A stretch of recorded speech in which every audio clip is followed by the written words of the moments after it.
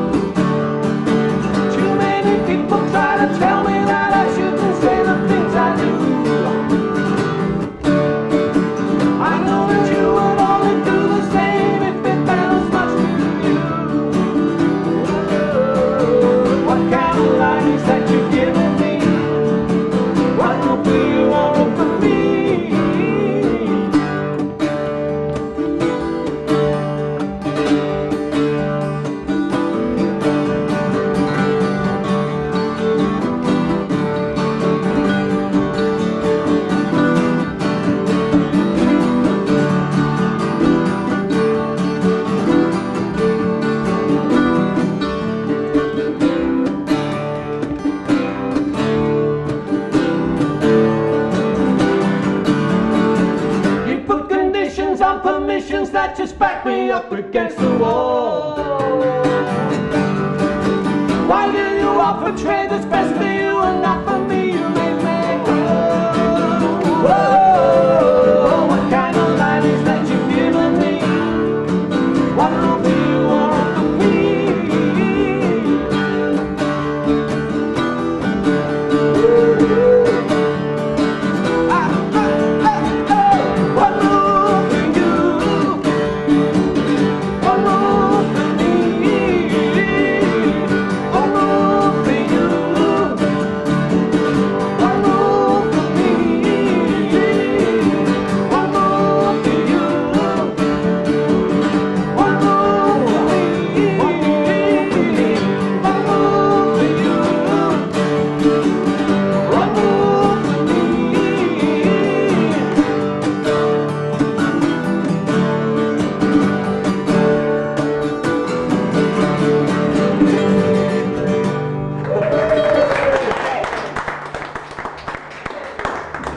That was fantastic. It just gets me when two people pick up instruments and make such a fantastic sound. You know, just so impressive. It's very kind of you to say so. Yeah.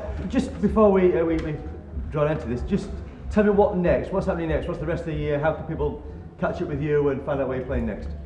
Well, there's the website, very important, afterthefire.co.uk. And the next thing that we're going to be doing, we've got a little gig, an acoustic gig, believe it or not. Is it called Bradwell Abbey? It's not called Bradwell Abbey, it's St Peter's on the Wall. It's the smallest cathedral in England. It's very, very small. There's no power there whatsoever, no generators. So a little bit of what we did just now, which is obviously very different to After the Fire rocking it up.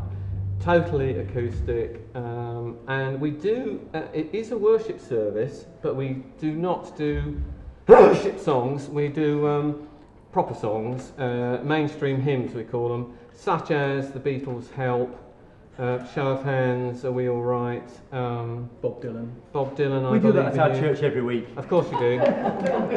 I'm pleased to hear it.